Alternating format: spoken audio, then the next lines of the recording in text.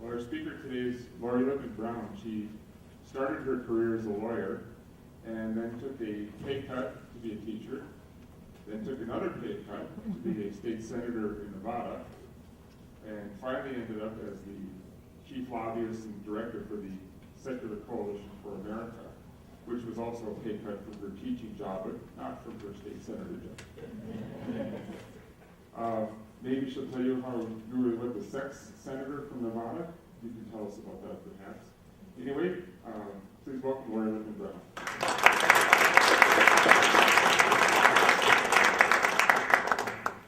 I'll tell you about that last part if someone asks during the Q&A.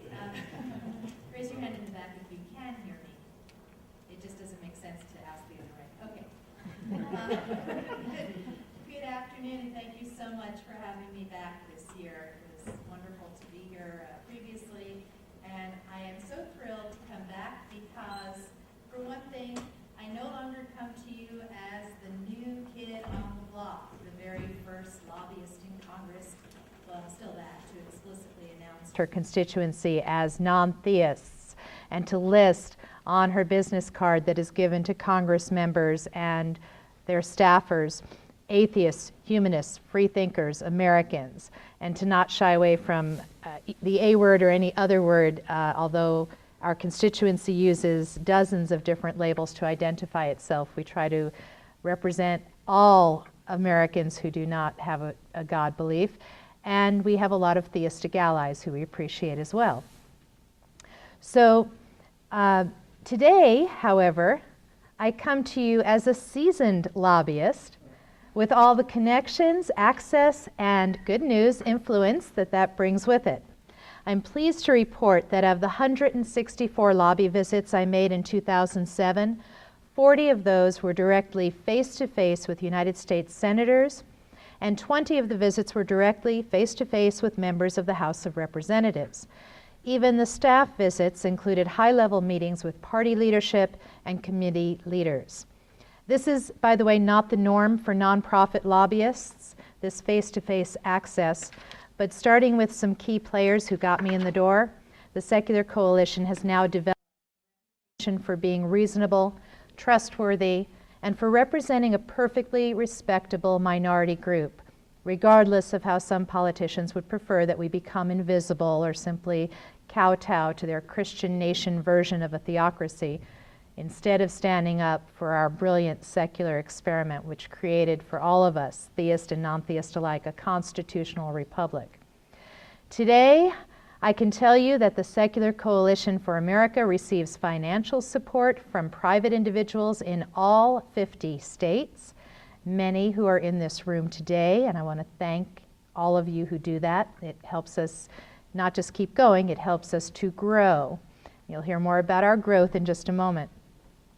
The Secular Coalition for America continues to work on our own as well as with allied organizations to combat the flow of tax dollars to support religious proselytizing, to stand up for scientific and historic literacy, to fight against employment discrimination against non-theists with government funds, to insist that our military treat non-theist soldiers with respect, to oppose federal judicial appointments of individuals who disdain the separation of church and state, and to call the candidates on their commentaries which seek to disparage us or our secular government. Our two methods to accomplish these legislative goals are direct lobbying and grassroots action. Our first lobby day was last September, the day before the Atheist Alliance International met in DC, and it was a tremendous success. Were any of you on those lobby days with us? I know August was. Well, maybe more of you will be on our second lobby day that I'll talk about. But the first one was a huge success. We even garnered, and this is a big deal, we garnered a new co-sponsor during those visits for an important bill which would ensure rape victims access to emergency contraception regardless of physician and pharmacists' religious objections to birth control, and would restore fact-based sex education to supplant the current abstinence only until heterosexual marriage theology-based instruction. Our second lobby day The first one was very successful. Our second one will be held on Monday, June 9th, 2008, the day following the International Humanist and Ethical Union meeting in D.C. There will be a lobby training on Saturday during that conference. But for those of you who want to come to the lobby day on June 9th and are not that interested in attending the entire IHEU conference, the American Humanist Association, which is hosting that conference, has agreed to give the Secular Coalition a spot on Sunday to repeat that lobby instruction or lobby training for people who are coming in just to lobby with us the next day. And they won't charge people the whole conference fee. It'll be a $15 one session fee to attend just that. So think about coming in to lobby with us, whether you're coming to the IHEU or not. I've taken, and even if you're not coming for lobby day, when we're going to try to blanket Congress with atheists, humanists, naturalists, rights, agnostics, apatheists, all of us, even if you're not going to do that, if you ever decide to visit DC, give us a call a few weeks ahead of time. For those of you that may be watching this on a video or some other source, you can find us at secular.org, all our contact information. And for those of you in the audience, the contact information is in the blue part of the flyers that are on your chairs. So give us a call a few weeks ahead of time so we can set up a lobby visit in the offices of your representatives. And those people who've done those visits can attest that they're always pleasant, even when we don't have any chance of changing someone's vote, because there are a few reps in this area that are not that conducive to voting for separation of church and state, but they still need to know that we are their constituents, that we exist, that they represent us. It does have a tremendous effect. Representatives care most about their own constituents, not the big money lobbyists, or in my case, the little money lobbyist. But the grassroots component is also extremely important in terms of the e-alerts that we send out.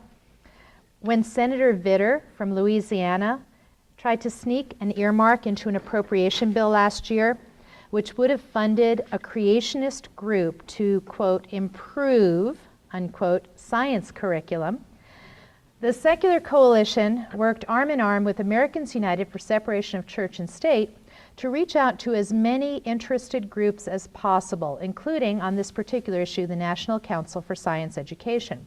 And all the groups blasted e-alerts to their lists.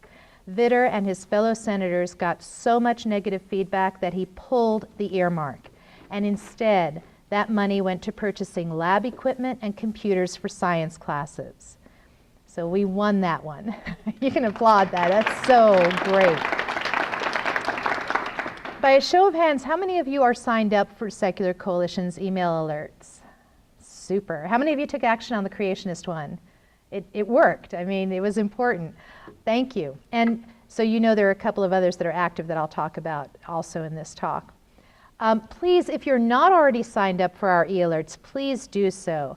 When a Congress member needs grassroots action, I want to be able to say that we have tens of thousands of alert recipients ready to take action. Currently, I can only say we have close to 10,000, but I want to be able to say we have tens of thousands out there ready to act for you. And I think in a few years, because people are also forwarding these to friends who are agreeing to then sign up for our e-alerts as well, we will virally be a very powerful force.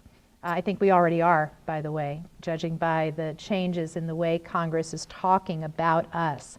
Because I'm starting to hear people who never before used to include us. Now when they talk about people of all faiths, they say, or people of no faith.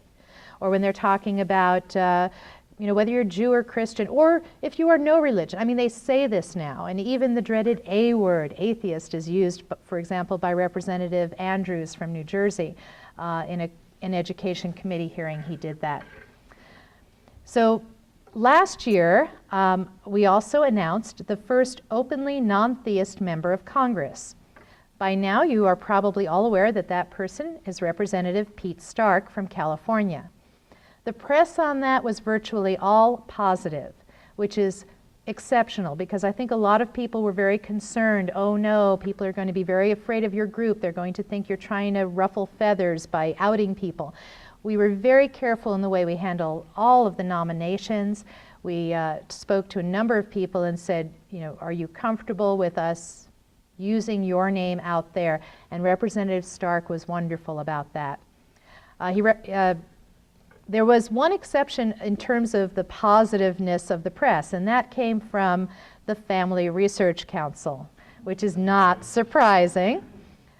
On Alan Colmes' radio show, right after we came out with that announcement about Pete Stark, I appeared on his show with a representative from that group, Family Research Council, who ranted that Congress is now overrun with atheists. Wouldn't it be nice if that were correct? Now, when Colmes pressed him to name even one other non-theist besides Stark, the man actually claimed Majority Leader Nancy Pelosi as an atheist. Now, it would certainly make my life a lot easier if she were. I wouldn't need to keep talking to her about comments regarding the Pledge of Allegiance and stem cell research, which unfortunately focus on theology over secular government and which marginalize non-theists. But alas, she is actually one of the most religious Catholics in Congress. Now, I should say, she votes correctly on our issues, or she votes the way I would hope everyone would vote on our issues. She does stand up for our right to sue if someone forces our child to say under God in the pledge. But she had to preface that by saying how beautiful those words are and how we all agree with her on that. So even though she's voting well, I constantly have to deal with the rhetoric. I shouldn't say constantly, a couple of times. But this was his example of how Congress is overrun with atheists. So his example left something to be desired, that something being accuracy. Now, no civil rights struggle has ever been won when a minority stands alone. I mean, men had to vote to give women the vote. Numerous young black men had been murdered before the death of white freedom riders finally drew national attention to the fight for racial equality. And lesbian, gay, bisexual, and transgender Americans needed allies and still need allies in the other 90% of the population to see advances towards full equality. Now, I've been an ally in other minority struggles, and I applaud our theistic allies who are willing to stand up for the approximately 30 million Americans who fall into some category of non-theism. The Secular Coalition for America is extremely proud that our application to become a member of the Leadership Conference on Civil Rights, the nation's premier civil rights organization, was accepted at the end of last year. For the civil rights community to recognize non-theists as both allies in others' struggles for existence, and also as a minority whose own rights need to be protected in an increasingly theocratic political climate, is tremendous. Sure, okay. I don't usually have applause lines, but there really are some great things that I have to report. So it's unusual to have applause in these, but I'm okay with it. The Secular Coalition has also added a few new advisory board members since my last visit. So please take a look at the list of 15 on the back of the brochure. The most recent addition is Salman Rushdie, who I had the pleasure of meeting at the Harvard Humanist event last April. And he has the most wonderful sense of humor. Just really, I'm very impressed that he agreed to be one of our advisors. I've mentioned the lobby visits I made, but the Secular Coalition for America is now ready to grow. In less than a week, we have already received a dozen responses to our announcement in WashingtonPost.com, as well as on our website and a few other sources, seeking a legislative associate. And this is with the notice of the job position mentioning that we can only pay in the 30s. And we're getting actually more than a dozen applicants at this time because they're still flowing in. We're ready to put a second full-time lobbyist to work. In addition to allowing me to take more than 5 days of vacation in 2 years, and not burn out, hopefully, a second lobbyist will also allow us to accomplish twice as much and cover twice as many offices. It also makes us a lobbying organization rather than just a lobbyist. And it gives us a tremendous amount of power to be able to do this, to hire on a second full-time lobbyist. And I want to personally express a tremendous thanks to the people sitting here who have made this possible financially, and those of you who have supported us in other ways. And we really appreciate that. Currently, we are busy fighting in a number of arenas. Some members of Congress, this is what a lot of the lobbying the last few weeks was about, and again, we have a win of sorts. Some members of Congress are trying to continue charitable choice language in federally funded substance abuse and mental health care programs, which legally permit, at least according to the current administration, program administrators to say no atheists or no Jews or no Hindus or no fill in the blank need apply here for a job in this federally funded program. The Substance Abuse and Mental Health Services Agency, known as SAMHSA, its acronym, is coming up for its reauthorization. And thanks to a tremendous lobby effort by the Secular Coalition for America and numerous other church-state separation supporting organizations, that reauthorization will not, as originally planned, be hurried through the Senate with the offensive charitable choice language intact. Thanks also to the tireless effort of House members such as Bobby Scott from Virginia and Republican Chet Edwards from a very conservative part of Texas, who also supports no religious discrimination with federal funds. Members are aware that this language is unacceptable and prohibitions against religious discrimination in hiring with government funds must be reinstated. The current administration is using this language, which was originally added in the mid-1990s, to encourage, through its regulations and training programs, religious groups who receive these funds to feel free to discriminate based on religion when they hire substance abuse counselors and mental health care workers. Before the intense lobbying efforts started, SAMHSA was scheduled to be heard in its Senate committee, the Health, Education, Labor, and Pension Committee, at the end of January 2008. It was then postponed till February 6th. It is now postponed indefinitely while the senators deal with the civil rights problems that they finally acknowledge exist because people made noise. We do win some. Now, charitable choice language is currently in a number of government programs. SAMHSA just happens to be the first to come up for reauthorization. So how civil rights are or are not protected in this bill will set the stage for a number of later bills as we try to undo the charitable choice damage already done since the 90s. And that's why we worked so hard on the SAMHSA bill, so as not to set a bad precedent for bills to come. We still have not moved the Access to Legal Pharmaceuticals bill that I told you a little bit about last time through Congress. Pharmacists may still, in most states, legally refuse to fill contraceptive prescriptions. There are now 2 bills which address this problem. The Access to Legal Pharmaceuticals Act addresses this specific problem in all pharmacies, and the Prevention First Act of 2007 includes provisions to ensure access to emergency contraception to rape victims. Both of these bills need more co-sponsors to help get them moving. The Secular Coalition for America has been lobbying for both of these bills for some time, but once we get our second lobbyist on, we're going to be targeting a bipartisan list of possible new co-sponsors that we've targeted in March.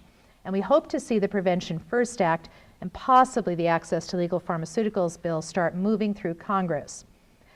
Now, I can't help wondering, though, how much faster the Access to Legal Pharmaceuticals Act would move if, instead of denying birth control to women, they were denying Viagra to unmarried men.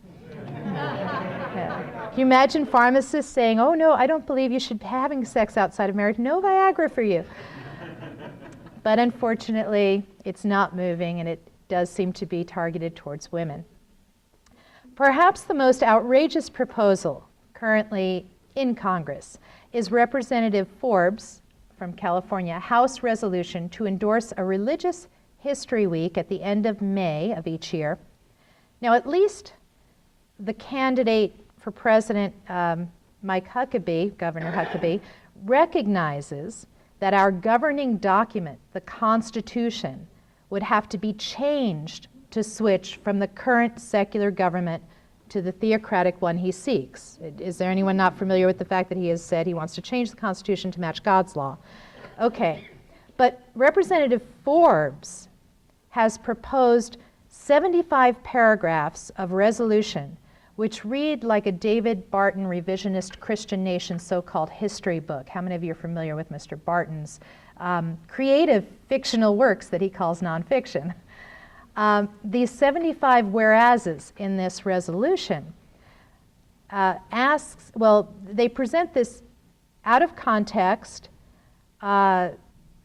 certainly non-inclusive of any free thought heroes that existed in our founding. They don't even really talk about deists, they just talk about Christians. The resolution also asks House members, in addition to saying we should have this week, to agree that religious symbols should be allowed anywhere, anytime. That is, in practice, he opposes having the U.S. Supreme Court determine whether a specific display in a given circumstances based on the facts violates the Establishment Clause of the First Amendment to the Constitution. The resolution also confirms that our nation's founding required religion, that our government could not have come about without faith beliefs. In reality, of course, with so many people of faith around at that time, it's spectacular that a secular government was the one they formed. But for the full text of the resolution, check the link on our website, secular.org. And how many of you have already contacted your House member opposing House Resolution 888? Okay, for the rest of you, even if you didn't get on our alerts in time, the alert is still live on our website. You can link right to it. There's still time to do this. And here's why it's important to do it if you haven't. When I spoke to the committee staffer that this resolution is in, the staffer informed me that they don't move resolutions until they have 50 co-sponsors, and that they don't move a resolution unless it is non-controversial. Well, Mr. Forbes, at the time I called, had 31 co-sponsors. In less than 2 weeks, he was up to 44 co-sponsors. And now he has at least, I say at least because I haven't checked yesterday, 66 co-sponsors for this amazing, outrageous resolution. And also, the staffer I spoke to wasn't that convinced that the content of the resolution was necessarily controversial.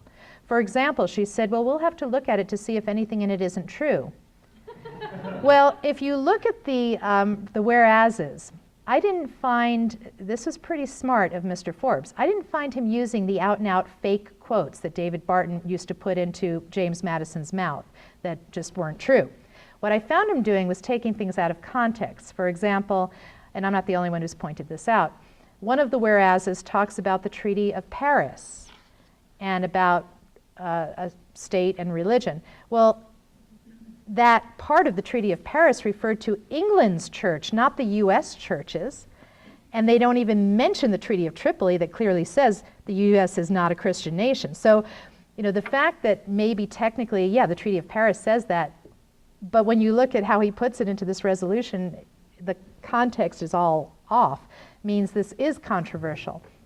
So it's important that your representatives know that this is not a rubber stamp type of innocuous resolution. The Secular Coalition doesn't even usually take positions on resolutions because they don't have the effect of law.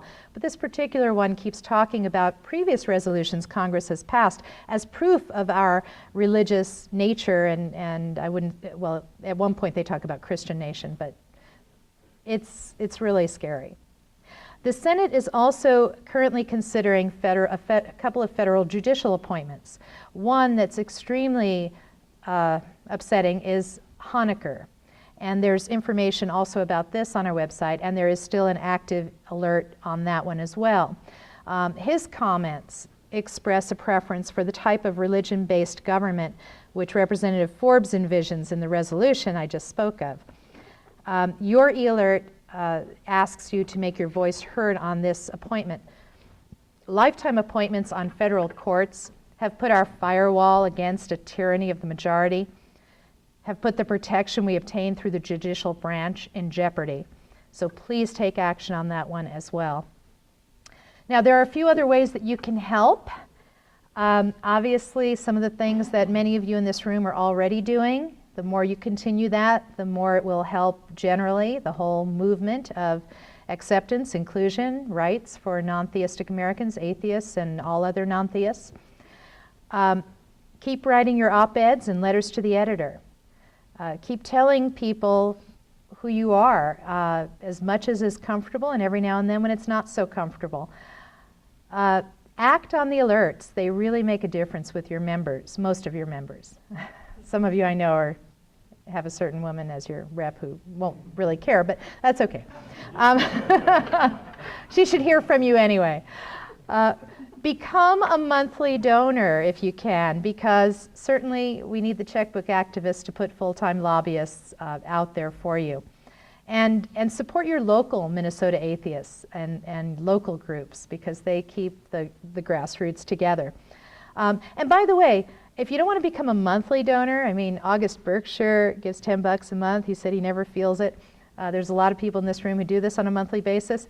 It's okay if you just, before I leave, want to use the handy little envelope I put in your brochures to hand me a $1,000 check. I love that stuff.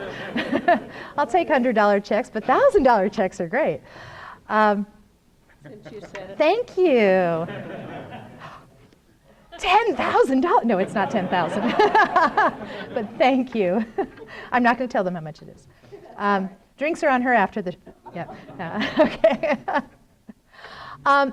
Other things that you can do that will really help the whole movement, not just the Secular Coalition for America, is, since we're in an election cycle, I should mention, participate in campaigns. How many of you have worked on campaigns? Ah, fantastic. Now, of the people who raised their hands, how many of you worked in campaigns where the candidate you worked for or their representatives knew that you were an atheist or identified with some other non-theistic label? Okay.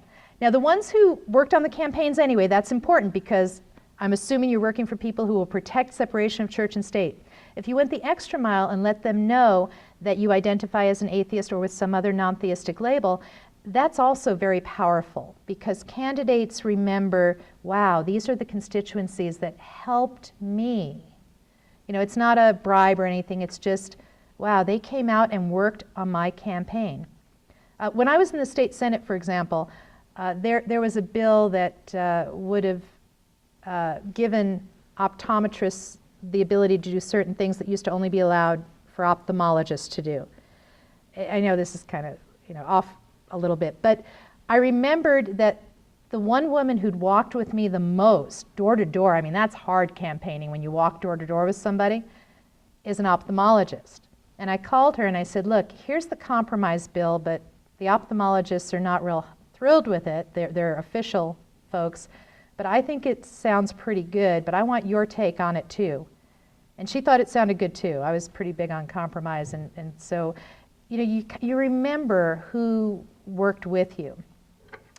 And party politics, whatever party you belong to, get involved in the party politics. I mean, this group is nonpartisan, I'm nonpartisan, so I say generally, it doesn't matter which party, try to get these church-state issues in a positive light into party platforms.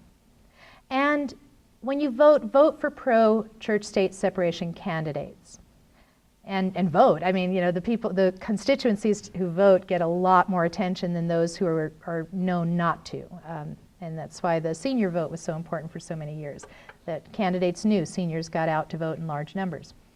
And finally, since I served as a Nevada state senator, and I got that job mostly by walking door to door and didn't have any money, I would encourage any of you in here who have the stomach for it to run for office. Don't discount that. There are a lot of offices that can be done at the grassroots level. Those of you in here already know a lot of people. I mean, look how many people are sitting around you. Obviously, this group couldn't endorse you, but you've got a lot of friends out there who you could talk to. There are small things like school board, city councils, things like that, or bigger positions. So think about that. And I really appreciate that this group has been so active and so supportive. And I'm looking forward in the next year or two to coming to your building and that you own and speaking to a combined group of all the different groups that are going to be using that building. And I applaud your success as much as I am thrilled to report the successes that we've seen over the past year for the Secular Coalition. So I thank you.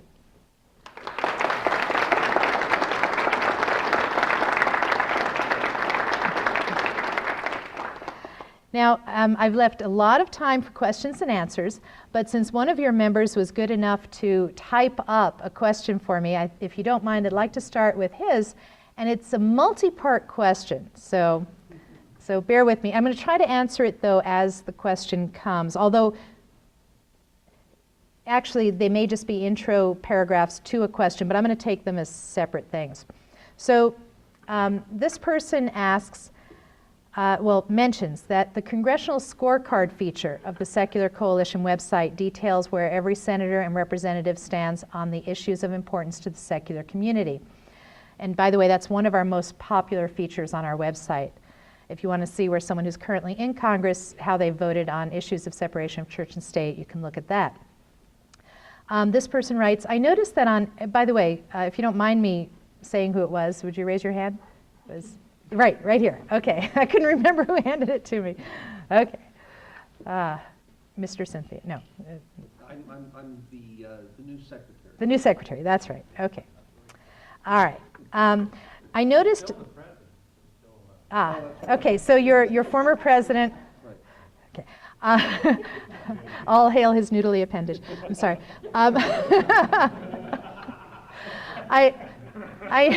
He writes, I noticed that on every bill addressing our core issues of separation of church and state, our endorsed position is to oppose. The right has introduced many bills to undermine the First Amendment by authorizing religious displays on federal property and prayer in schools and public meetings and stripping the federal courts of the authority to review Establishment Clause violations. There are no bills to expand the enforcement of the Establishment Clause. So let me take that part. One of the things that we are working on to expand enforcement of the Establishment Clause is to get language into the military regulations dealing with how military chaplains, what they are and are not allowed to do to soldiers. Because for non-theist soldiers like Jeremy Hall, who, how many of you read about Mr. Hall and his attempt to have a free thought group in his unit in Iraq? Not only was he illegally stopped from doing so, but when he tried to stand up for his legal rights, he received so many threats that he felt more fear from his own fellow soldiers of being fragged, that is, killed by a fellow soldier on purpose, than just from being in Iraq. And he's now stateside because of the danger to his well-being from his fellow soldiers. So we are working on language to change that, to enforce Establishment Clause. One of our member groups, the Military Association of Atheists and Freethinkers, has come up with excellent language that every chaplain should be signing on to, and we will try to get that language into the committee report for the Department of Defense Appropriations that's coming up in March. On most of these issues, they're more appropriately brought through the courts. In other words, the Establishment Clause exists. We have these rights. We can say, by the way, we have these rights, but there isn't a need for a new law. The law is there. We need to enforce the law. And that's why a lot of these issues really need to be litigated. And so in addition to supporting, because you don't have enough to do with your money, in addition to supporting the Building Fund and the Minnesota Atheists and the radio show and the Secular Coalition for America, throw what's left over, please, to some of the groups that do the litigation. The groups that are members of the Secular Coalition for America that litigate these issues in court are the Freedom from Religion Foundation, which does a tremendous amount of litigation, especially on prison training programs that give special perks if you go to a religious thing. And the Appignani Humanist Legal Center, which is part of the American Humanist Association, has taken on some unique cases. The first one was an attempt to stop the voting in churches with all these paraphernalia right above the voting booth about how God loves you and the anti-abortion signs all over and things like that. Other groups that do a lot of litigation are Americans United for Separation of Church and State. There are quite a few others. Your former president also says, I believe that the secular community will unite behind a presidential candidate who is committed to secular government. He mentions a certain senator who has a far worse scorecard rating than others. I don't want to actually go into details on that because we're in a nonpartisan community, but you can certainly look at the scorecard and see how they rate when you look at the ones who are currently in Congress. And for those who are not currently in Congress, you can certainly find things that they've written and said about separation of church and state with a quick Google search. So here, the question is, how do some of these candidates stand on the following issues which are central to our core commitment to the separation of church and state? First, instructing the Justice Department to initiate suits against state and local governments that post religious displays on public property, that open public meetings with sectarian prayer, and that issue declarations endorsing and promoting religion. I do not know the answer as to any specifics that any of these candidates have said about these things. I expect it would be a lot more productive to litigate these things through these private litigations that I've mentioned, because I don't think any, given the polls that show people are willing to vote, to walk into the voting booth with a prejudice towards religion and religion only, I don't think anyone who wants to maintain any political viability is going to attack any of these things, but the private litigators do. FFRF, AHA, they're doing that stuff. The second part, ordering federal programs to make no payments to religious organizations, ending the Bush faith-based initiative, and charitable choice programs. Some of the candidates have made comments about that, at least one that I wasn't too happy with. Again, I encourage you to do a Google search. I don't want to get real specific about naming who's good and bad on these things. But what I would prefer is that we deal with the charitable choice before the November elections. That's why this SAMHSA push is so important, that we put in civil rights protections before the next president is sworn in, so the next president doesn't come with that already on their plate, and then they have to get rid of something the religious folks think they love. Not our religious folks. The Baptist Joint Committee hates it. They lobby against it with us. You know, there are church-state separation religious folks who think it's horrible. But the ones who think it's great, a new president would be harder pressed to get rid of things that are on the books than if we change it before he or she is elected. The other part is closing the White House Office of Faith-Based and Community Initiatives. If that office exists, and if there is no expose through congressional investigations about the abuses of that program, the next president will be asked to continue it. And if the next president says no, they will be accused of attacking religious groups and putting them on an unequal playing field with everybody else, which is not true, but that's what they'll be accused of.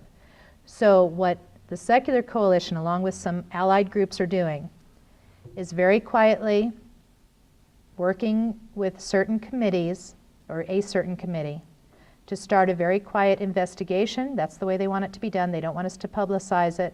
I mean, obviously, I'm not being specific about what committee. We're working with high leadership here. They want, but this I will publicize, they want us to bring them, any individuals who have seen firsthand abuse of faith-based grant money.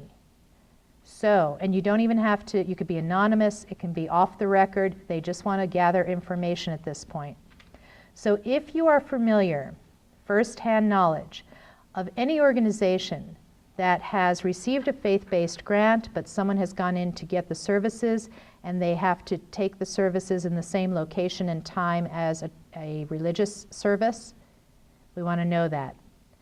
If you are, yeah. There was something on now, it's either Bill Moyers or David Boccaccio about a year or so, where they talked about a faith-based organization that is doing job training, and they're trying to funnel the person to a church, driving their kids to the church, et cetera, et cetera.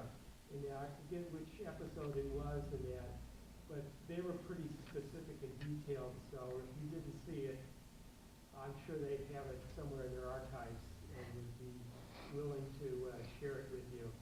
I'm going to ask you to email staff@secular.org with what you just told me so that we can make sure. We may already have that info, but just in case.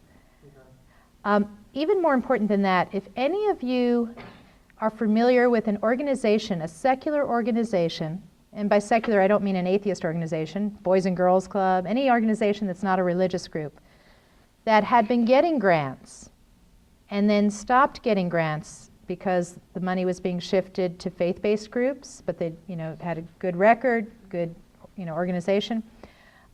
Especially if this happened during the 2000 or 2004, 2004 I should say, especially during the 2004 or 2006 election seasons.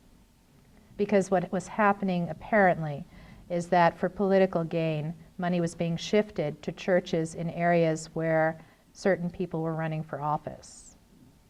So let me know if, email staff@secular.org or call us. The phone number is also on our website as well as in the brochures. That's what we're trying to do on that, because it's going to be really hard if this stuff is just in there and everyone thinks it's hunky-dory when the next president takes over. And by the way, the lie that's being told over and over again by this administration is that before the White House Office of Faith-Based and Community Initiatives, that religious groups were not on an equal level playing field with anyone else to apply for grants. That is not true. Under charitable choice, and even before charitable choice, groups like Catholic Charities, Lutheran Family Services, Jewish Family Services, all participated in government funding of social service, but they did it legally. They did not mix church and state. They hired the best quality social service providers. They did not discriminate based on religion with those federal funds. They did not proselytize the recipients of those funds. We have all these problems now with faith-based initiatives, but they used to be on an equal playing field. What they've done instead is put secular groups on an unequal playing field and saying, we're not giving the secular groups the money now. We want to shift it specifically to churches. So that's what we're doing on that. And lastly, aggressive prosecution of churches and clergy for political endorsements that violate their tax exemption. You've noticed I've been very careful about the fact that I'm talking to a non-partisan group. There are some churches that don't care, and they'll just actually say, you should endorse this candidate. And there was even a bill in Congress a year and a half ago to say that should be legal and they should maintain their tax-deductible status. I mean, wouldn't it be great if Secular Coalition for America could be tax-deductible and lobby all the time? But it's not. That's not the way it's written. So to do this, the prosecution of the churches and the clergy, this really requires an end to the ideological requirements of federal enforcement agencies. And I'm hopeful that an administration other than the one that's currently in office will not continue this ideological, you can only prosecute what we ideologically believe in. The big uncovering of the firings of Justice Department lawyers last year, it was a big story, and it should still be a big story. The fact that people aren't worried about it anymore because it kind of went out of the news scares me, because you can't have the people that are in charge of law enforcement making their decisions as to who to enforce the law against and who to ignore the law against based on politics or ideological concerns. So I'm hopeful that that will change. And other questions?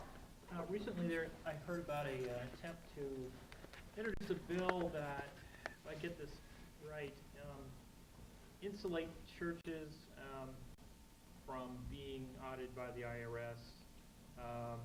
It's like some kind of freedom of religion, financial, some kind of bill like that to keep the IRS out of the church. Yeah, because the First Amendment has the Establishment Clause and the Free Exercise Clause, now I'm going to get a little tiny bit lawyerly on you. Various ways to interpret these clauses have been used at the Supreme Court level. And even though this particular test is no longer really the standard, they used to use what's called the Lemon test, comes from a case called Lemon versus Kurtzman.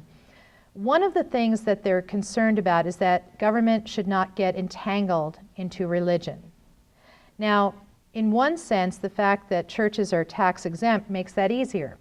That, you know, they don't have to get really entangled, except when they go beyond their nonpartisan requirements to do that.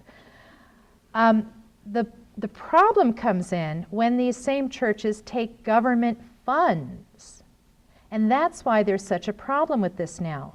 Because if you take government money, the government has to be able to see how you spent that money and to see that you spent it on that social service and not on your minister's salary or whatever, you know, unacceptable way that should be used. And that was one of the things that caused groups well before I was on the Hill in 2005 to be railing against charitable choice provisions in the mid-90s when it was put into place under the Clinton administration. They said, hey, you are going to be giving money directly to churches, not the C3s that Catholic Charities set up, not the separate organizations, but directly to churches. You're going to end up all entangled in their finances and everything. Well, that's what's happened. And now the churches are crying, hey, we need a law that says we can still take this money, but not have to have that accountability. Well, that's not right. So just, you know, having this ability to shift money to churches from the government creates the problem that, you know, needs to, but you need the accountability. Yeah. Oh. We'd like to wonder. Oh, sure. Yeah, very good.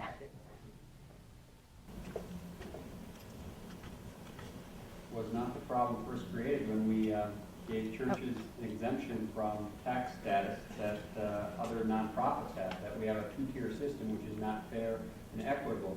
So churches are getting away with all sorts of things, but because of their documentation requirements or lack thereof, we have a problem. And I think a lot of Americans would have a problem with that. They are a nonprofit. They happen to be in the religious sector. I don't see why they should have special rights based on the fact that they're simply a church.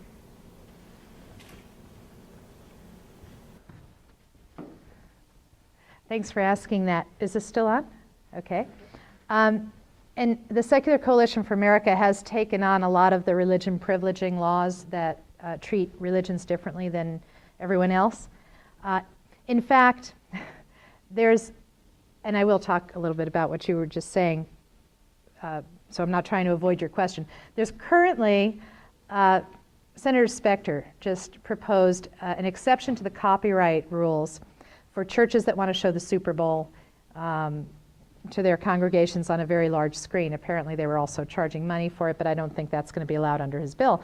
So we sent a letter to Senator Specter and a number of other people on the committee saying, look, you know, in your bill you say the reason we're doing this is that it provides an alternative to the bars for people who want to get together and watch the show, the Super Bowl together. Well, so does Boys and Girls Club, and as well as the there was another secular group that does the exact same thing. So if you're going to make a copyright exception for that purpose, you have to include secular nonprofits too. You can't just do it for religious groups.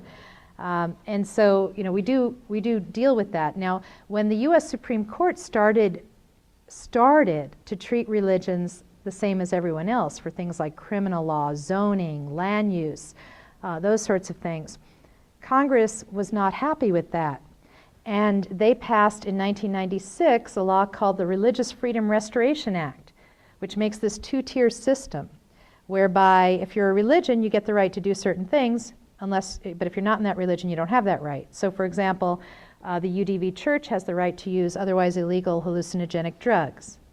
But a woman dying of cancer in California can't use medical marijuana because her use of that drug is not a religious right.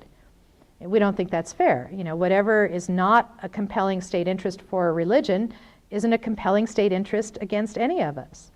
So there's that, and we're like we are the only group I know of that's going into congressional offices and saying, well, at first I was saying, please repeal Religious Freedom Restoration Act, and as well as Religious Land Use and Institutionalized Persons Act, which was passed in 2000, which pretty much has been used by religious groups all over the country to say we don't have to follow any zoning and land use regulations because we're a church. And they've been getting away with it. Well, after I started getting a lot of, you're not going to get anywhere, trying to get Congress to throw those out, now I walk in with language to amend those laws to say, look, if you find that there isn't a compelling state interest for this law, then you have to allow all of us to do this. And that zoning and land use regulations should be taken into account, that it's not a blanket, do anything you want if you're a church.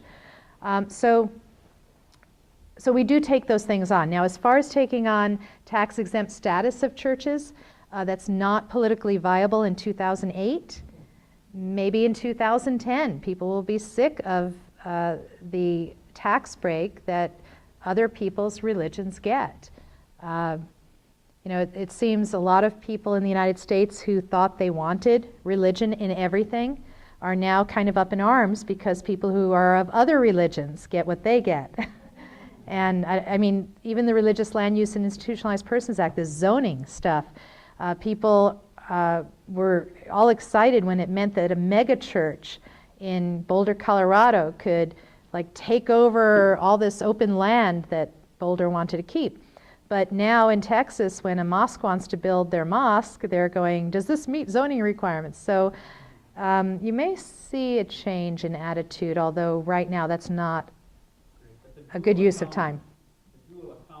But the dual, yeah, right. And I guess it's good for us that they wanted government money, because now we can say, look, they're getting government money. You can't let them off the hook when they're taking our tax dollars. And it was just they weren't paying us their tax dollars.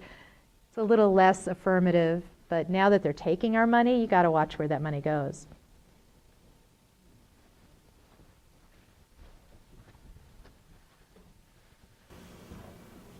First, I just wanted to thank you. It's great thanks. to have people representing us. And I just wanted to mention, it's more of a comment, that non-believers, we have a potential greater constituency than Mormons, Muslims, Hindus, and a few other religious groups that get a lot more attention than we do because they flex their political muscle. And if we could do that, we'd be right up there. And I just want to encourage everybody to support this group. We should have a team of lobbyists. I mean, it should be representative of our population. Oh, yeah. I just wanted to point that out. Thanks. Yeah. I think that's absolutely fantastic. And just a little aside, we have one out non-theist in Congress. We estimate the population of non-theists to be conservatively about 10% of the population, which is about 30 million Americans. If there were 10% of Congress, we'd have over 40 out non-theists. So, but then again, we also know the polls show that people don't like to vote for atheists. Regardless of what our values are, regardless of how qualified we are, regardless of what party nominates us, regardless of where we stand on the issues, they walk into the voting booth and go, not going to vote for this one, no God belief. And we're the only group that was asked about in that Gallup poll where the majority of Americans said, no, I won't vote for an atheist. The majority didn't say that about Muslims, gays, people over 70 years old, Jews, all the other groups they asked about.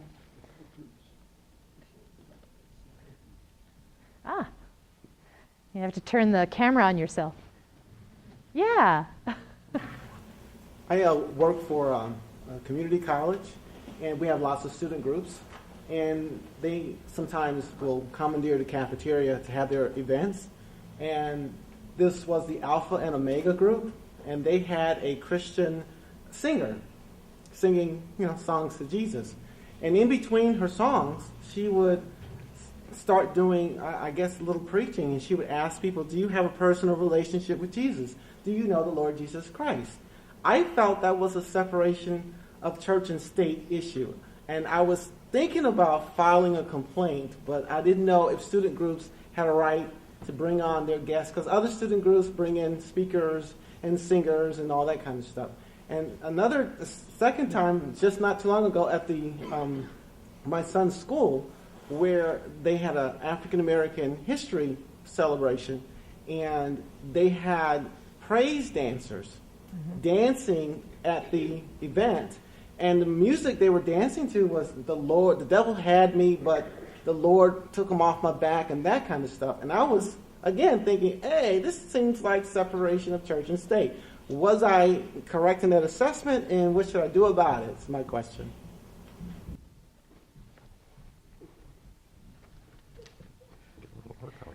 Excellent questions, because a lot of the real questionable stuff happens in schools.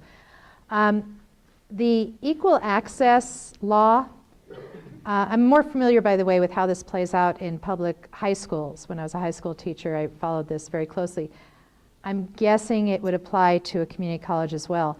The equal access laws allow any clubs to meet as long as they're all treated the same, any non-curricular clubs. And it's interesting because this law came about when Bible clubs wanted to start on campuses, but the law has more often been used to protect the rights of gay-straight alliances to meet on campuses, which the Bible clubs are very upset that the law they got enacted has this effect. Yeah, ha-ha. And actually the reason I know a lot about this is because I was a co-sponsor of a couple of gay-straight alliances in the high schools I worked at. So, we wanted to make sure they did everything the same for us as for the Bible groups. Now, when you're in a public commons and you can leave if you don't like hearing her preach at you, now here's the key. Do they mirror that access, for example, Darwin Day, or a Day of Reason, or someone explaining why free thought is the way to go, or an atheist speaker?